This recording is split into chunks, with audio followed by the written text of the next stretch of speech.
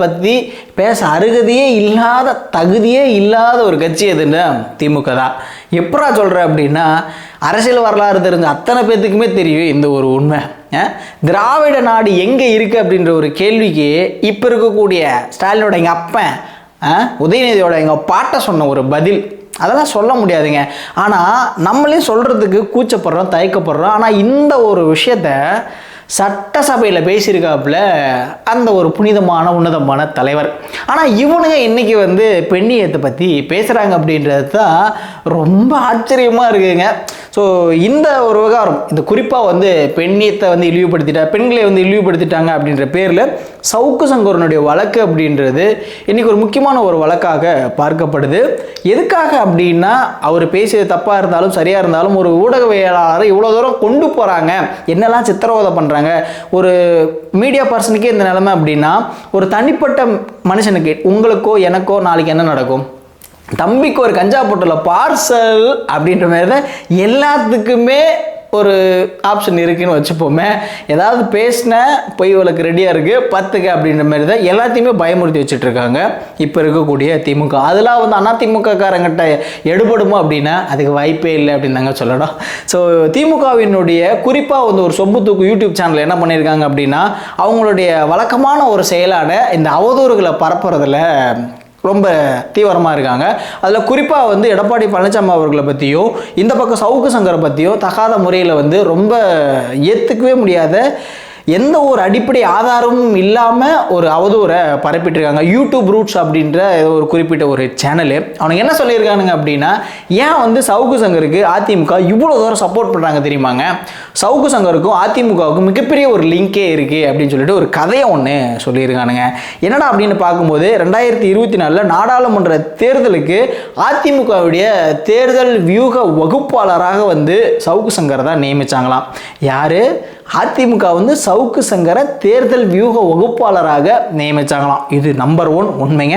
அதன் பிறகு பார்த்தீங்க அப்படின்னா, இப்போ இபிஎஸ் ரொம்ப அதிருப்தியில் இருக்காராமா.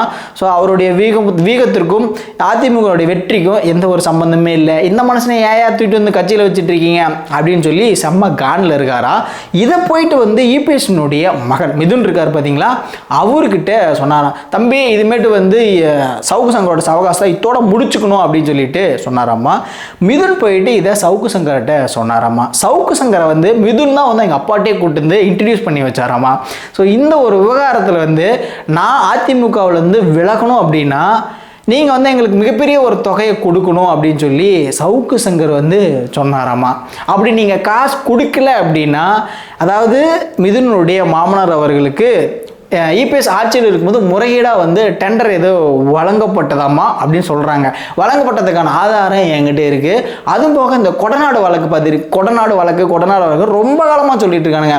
அதில் முக்கியமான ஒரு ஆதாரம் ஒன்று என்கிட்ட இருக்குது, வாட்ஸ்அப் பண்ணியிருக்கேன் பாருப்பா அப்படின்னு சொல்லி சவுக்கு சங்கர் மிதுன் அவர்களுக்கு வாட்ஸ்அப் பண்ணாராமா. இது எப்படி அங்கே போச்சு அப்படின்னு சொல்லி மிதுன் ஷாக் ஆகிட்டாராமா. ஸோ இதனால் என்ன சொல்கிறதுனா, அதிமுக குறிப்பாக இபிஎஸ் இவருக்கு சவுக்கு சங்கருக்கு சப்போர்ட் பண்ணிட்டு இருக்காங்களாம். காசு கொடுத்ததுக்கே நீ வேலை செய்யலை, இப்போ புதுசாக வேற உனக்கு காசு கொடுக்கணுமாயா அப்படின்னு சொல்லிட்டு இபிஎஸ் கேட்டாங்களாம். அப்படி நீங்கள் காசு கொடுக்கல அப்படின்னா உங்ககிட்ட அதாவது என்கிட்ட இருக்கக்கூடிய ஆதாரத்தெல்லாம் கொண்டு போய் போலீஸ்கிட்ட கொடுத்து அப்படியே உங்களுக்கு எதிராக திரும்பிடுவோம் பார்த்துக்கோங்க அப்படின்னு சொல்லி சவுக்கு சங்கர் இபிஎஸ்ஸையும் அவருடைய மகனையும் மிரட்டினாங்களாமா. அதனால் அதிமுக இந்த சவுக்கு சங்கரை எதிர்க்கவும் முடியாமல் ஆதரிக்கவும் முடியாமல் தவிக்கிறாங்களாம். குறிப்பாக அவர் ஜெயிலுக்கு போனதுக்கு அப்புறமா மிதுன்கிட்ட பேசினாராமா சவுக்கு சங்கர், நீங்கள் மட்டும் என்னை வெளியே எடுக்கலை அப்படின்னா கண்டிப்பாக என்கிட்ட ஒரு ஆதாரத்தெல்லாம் கொண்டு போயிட்டு நான் போலீஸ்கிட்ட கொடுத்துருவேன் அப்படின்னு சொல்லி மிரட்டினாங்களாம். அதனால தான் சவுக்கு சங்கருக்கு ஏடிஎம்கே இவ்வளோ சப்போர்ட் பண்ணிட்டு இருக்காங்க அப்படின்னு சொல்லி ஒரு ஒன்றுத்துக்குமே உதவாதவன் என்ன சொல்கிறது, இவனெல்லாம் டேஷ்னு கூட திட்டுறதுக்கு அருகதையே இல்லை. அதாவது திமுககாரன் அப்படித்தான் இருப்பான். இது மாதிரியான ஒரு அவதூறை பரப்பிட்டுருக்காங்க.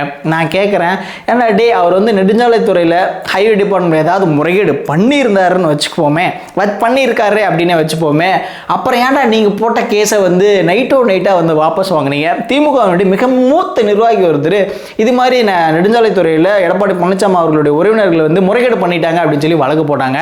அப்படி இருக்கும்போது அது உண்மையாக இருந்தால் நீங்கள் ஏன் அந்த வழக்கை திரும்ப பெறணும்? ஒரு கேள்வி. இன்னொரு பக்கம் பார்த்தீங்க அப்படின்னா, இப்படி அந்த கொடநாடு வழக்கு அப்படின்னு சொல்லிட்டு பல வருஷமாக வந்து இழுத்திட்டு இருக்காங்க. இவர் ஆட்சியில் இருக்கும் போதே வந்து சொல்லிட்டு இருந்தாங்க. ஏன்டா அதுக்கு வந்து உங்ககிட்ட ஆதாரம் இருக்குது அப்படின்னா அதில் வந்து இவர் சம்மந்தப்பட்டா இருந்தார், இபிஎஸ் ஒருவேளை சம்மந்தப்பட்டிருந்தாரு அப்படின்னா திமுகவில் அடே நீங்களா உங்கள் அப்பனுக்கு அப்போ பிஜேபி இருக்கான், பிஜேபி அந்த வழக்கை இது நாள் வரல விட்டு வச்சுருப்பானா? அப்படி இருந்திருந்தால் அவர் வந்து 4 வருஷம் வந்து முதலமைச்சராக இருந்திருக்க முடியுமா? திமுக தான் விட்டு வச்சிருப்பாங்களா? அது மாதிரி ஒரு சம்பவம் ஏதாவது நடந்திருந்தா? அதிமுகவிற்கு மடியில் கனம் இல்லை, வலி இல்லை, பயம் இல்லை அப்படின்றதாங்க உண்மையான ஒரு விஷயமாக இருக்கு. இபிஎஸ் அவர்கள் அது மாதிரி ஏதாவது விஷயங்கள் ஈடுபட்டிருந்தா பிஜேபியை தனிச்சு நின்று எதிர்க்க முடியுமா? அது திமுகவை தனிச்சு நின்று எதிர்க்க முடியுமா? ஓபிஎஸ் சொன்னாப்புல அதன் பிறகு திமுக சொன்னாங்க இது மாதிரி வந்து கொடநாடு ஏன்டா அவங்ககிட்ட ஆதாரம் இருக்குது அப்படின்னா கைது செய்ய வேண்டியதானே, அதற்கு ஆதாரத்தை வெளியிட வேண்டியதானே.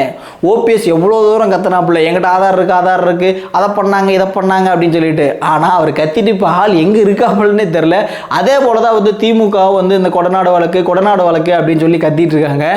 ஆனால் வந்து இவங்க இதையே தான் சொல்லிட்டு இருப்பாங்களே ஒழிய குற்றத்தை ஒருபோதும் நிரூபிக்க மாட்டாங்க.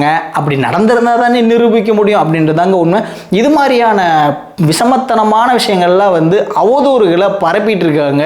ஏடே இதெல்லாம் நம்புற மாதிரியா இருக்கு, நம்புற மாதிரி ஏதாவது சொல்லுங்கடா அப்படின்ற மாதிரி தான் அதை படிக்கும்போது நமக்கே இருக்கு. ஓகே, தோண முடிச்சுக்கிறேன். போன்றது கிளம்புறது நான் சதீஷ் பா.